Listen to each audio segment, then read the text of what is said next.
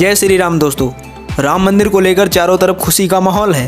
हर किसी के मुख पर बस एक ही नाम है, जय श्री राम। और हर किसी के जुबान पर बस एक ही बात है, राम मंदिर। अयोध्या में राम मंदिर बन रहा है। 22 जनवरी 2024 को अयोध्या में प्रभु श्री राम की प्राण प्रतिष्ठा हो जाएगी। एक ऐसा दिन जिसका इंतजार 500 सालों से किया जा रहा था। एक ऐसा दिन जिसके इंतजार में पता नहीं कितनी पीढ़ियां खत्म हो गई। एक ऐसा दिन जिसकी लड़ाई में ना जाने कितने लोगों ने अपनी जान गंवा दी।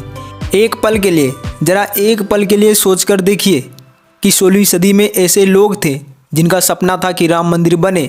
18वीं सदी में भी ऐसे लोग थे जो राम मंदिर का हक पाने के लिए पहली बार अदालत गए। ऐसे भी लोग थे जिन्होंने अपनी लाइफ के 50 साल राम मंदिर के लिए कोर्ट की लड़ाई में बिता दिए। लेकिन आज जब राम मंदिर बनकर तैयार है तो वो लोग हमारे बीच नहीं हैं, लेकिन एक आप और हम हैं जो अपनी ज़िंदगी में साक्षात राम मंदिर बनता देख रहे हैं। वो मंदिर जिसे करीब 500 साल पहले भैंसी बाबर ने गिरवा दिया था। जरा इमेजिन कीजिए कितने सौभाग्यशाली हैं हम लोग। तो दोस्तों, आज के इस वीडियो में हम राम मंदिर के पूरे 500 साल के संघर्ष की कहानी जानने जा रहे हैं, ताकि हम लोग जान सके कि कितने वर्षों के बाद, कितने संघर्षों के बाद ये राम मंदिर बन रहा है।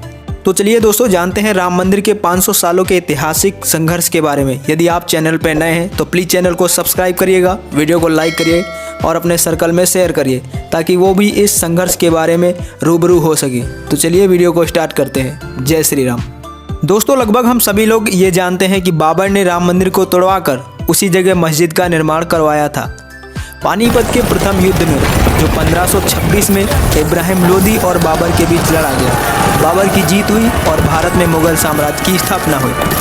1528 में बाबर की सेना अयोध्या पहुंच जाती और बाबर ने वहां के राम मंदिर को तोड़वाकर मस्जिद का निर्माण करवाया। मस्जिद एक ऐसी जगह बनाई गई जिसे हिंदू समुदाय के लोग मानते हैं कि वहां पर भगवान राम जी का जन्म हुआ था, और रामायण से इस बात की पुख्ता जानकारी भी मिलती है। इस मस्जिद को बाद में बाबरी मस्जिद के नाम से जाना गया।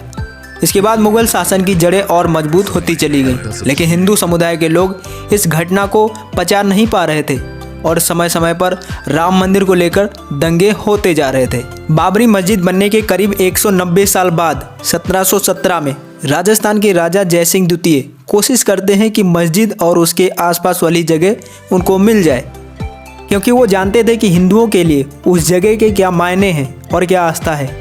राजा जयसिंह के उस समय मुगलों से संबंध भी ठीक ठाक थे, लेकिन वो जगह हासिल करने में नाकाम रहे।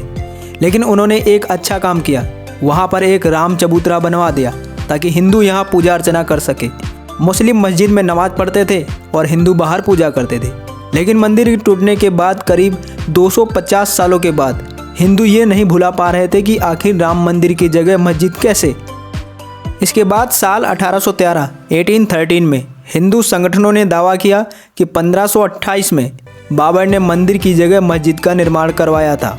इसके बाद साल 1853 में अवध के नवाब वाजिद अली शाह के समय दो समुदायों में हिंसा हुई, और दस्तावेजों के अनुसार पहली बार हिंदुओं ने आरोप लगाया कि राम जन्मभूमि में मंदिर को तोड़कर मस्जिद का निर्माण हुआ है। इस मुद्दे को लेकर दो गुटों में हिंसा हुई।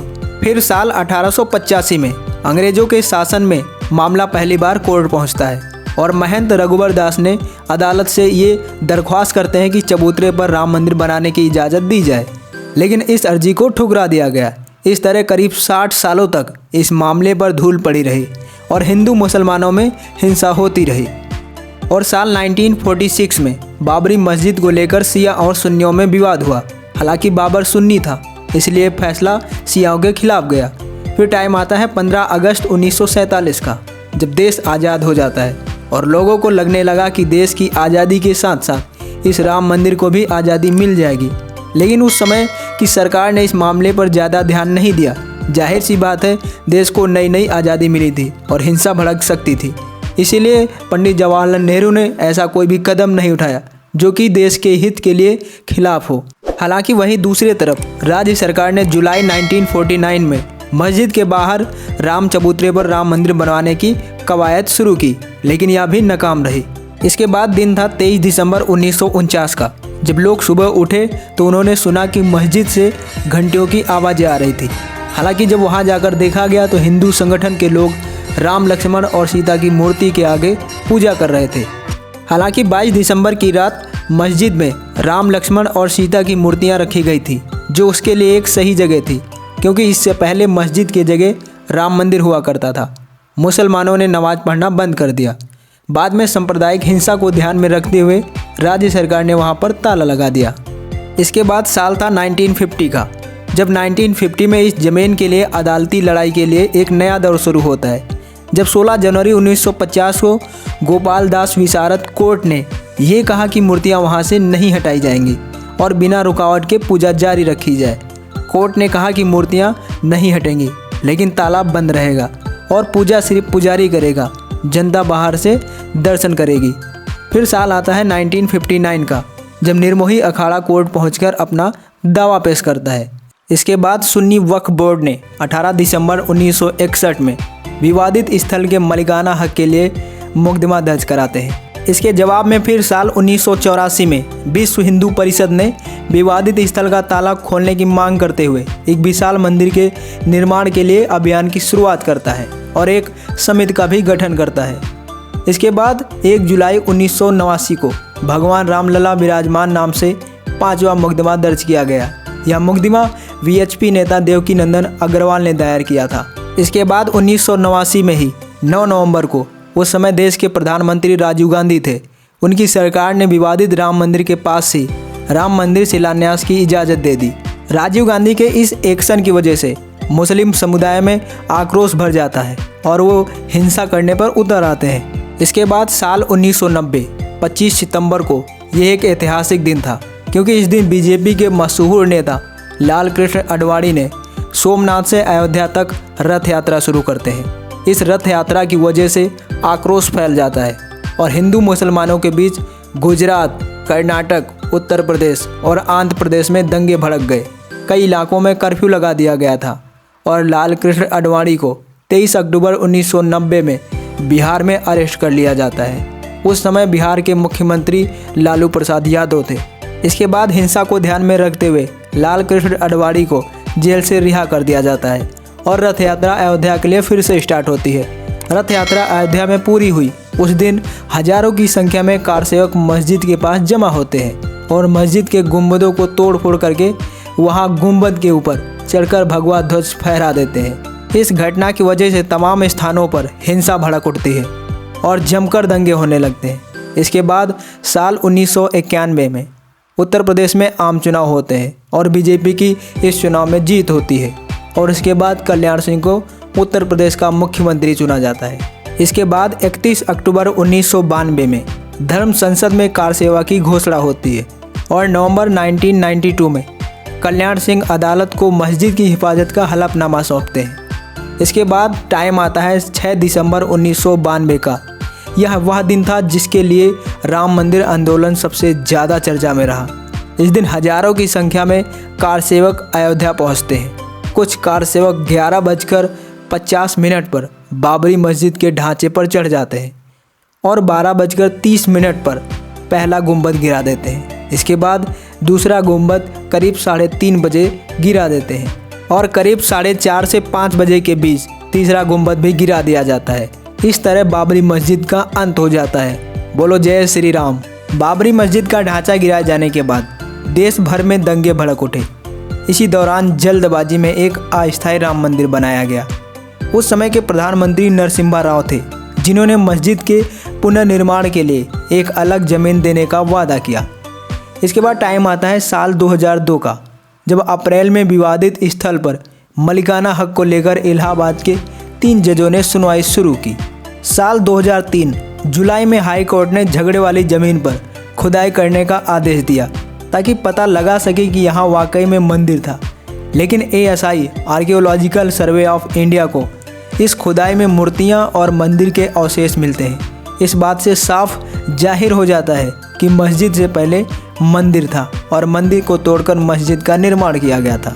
इन सभी चीज़ों के साथ साथ साल 2005 जुलाई में यहाँ पर आतंकवादी हमला होता है, लेकिन आतंकवादी वहाँ पर कुछ नुकसान नहीं कर पाते और मारे जाते हैं। आतंकवादियों ने विवादित स्थल पर विस्फोटक से भरी कार का इस्तेमाल करते हैं, लेकिन सुरक्षा बलों ने मुठभेड़ में 5 आतंकवादियों को मार गिराते हैं और यहाँ पर कोई भी नुकसान नहीं होता है। इसके 5 साल बाद 30 सितंबर 2010 को इलाहाबाद हाई कोर्ट की लखनऊ पीठ ने इस ज़मीनी विवाद को लेकर एक फैसला सुनाती है, जिसमें विवादित स्थल को 3 बराबर हिस्सों में बांट दिया जाता है, सुन्नी वक्फ बोर्ड, निर्मोही अखाड़ा और रामलला। लेकिन ये फैसला लोगों को रास नहीं आता है। इस ऐतिहासिक फैसले के लगभग 7 साल बाद 2017 21 मार्च को सुप्रीम कोर्ट ने राम जन्मभूमि बाबरी मस्जिद विवाद में मध्यस्थता की अपील की। चीफ जस्टिस JS खेहर ने इस बात की पेशकश की कि अगर दोनों पक्ष राजी हों तो कोर्ट के बाहर मध्यस्थता के लिए तैयार हैं। इसके बाद साल 2018 में 8 फरवरी को सुप्रीम कोर्ट ने राम मंदिर बाबरी मस्जिद विवादित स्थल के लिए सिविल अपील पर सुनवाई शुरू करती है।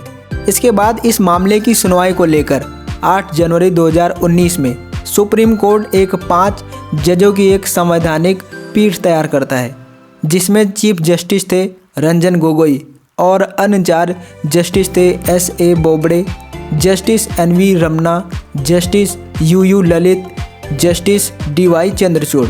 इसके बाद दिन आता है 9 नवंबर 2019 का, जो कि भारत के लिए एक ऐतिहासिक दिन साबित हुआ। इस दिन सुप्रीम कोर्ट की संवैधानिक पीठ ने हिंदुओं के पक्ष में फैसला सुनाया और पूरी विवादित जमीन हिंदुओं को सौंप दी और यहाँ पर राम मंदिर बनाने का आदेश दिया। और दूसरी तरफ मुस्लिम पक्ष को भी इस जगह से दूर मस्जिद के लिए जगह देने का आदेश सुनाया गया।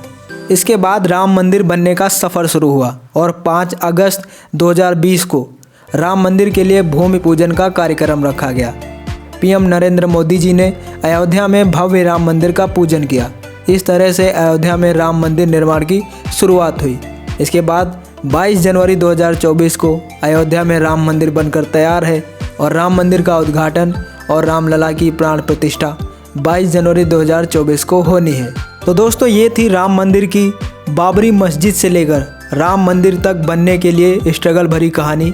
दोस्तों, आज राम मंदिर बनकर तैयार है, लेकिन वो तमाम सारे लोग, रघुवर दास जी, हम लोगों के बीच नहीं हैं, जिन लोगों ने इस मंदिर के लिए अपने प्राण न्यौछावर कर दिए। उन सभी लोगों को जिन्होंने राम मंदिर के लिए अपनी जान की बाजी लगा दी, हम नमन करते हैं, उनको सल्यूट करते हैं। तो दोस्तों, ये थी राम मंदिर की स्ट्रगल भरी कहानी। आई होप आप सभी को पसंद आई होगी। दोस्तों, यदि वीडियो पे नए हैं, चैनल पर नए हैं, तो प्लीज़ चैनल को सब्सक्राइब करिएगा और वीडियो को लाइक करिए, अपने सर्कल में शेयर करिए। मिलते हैं।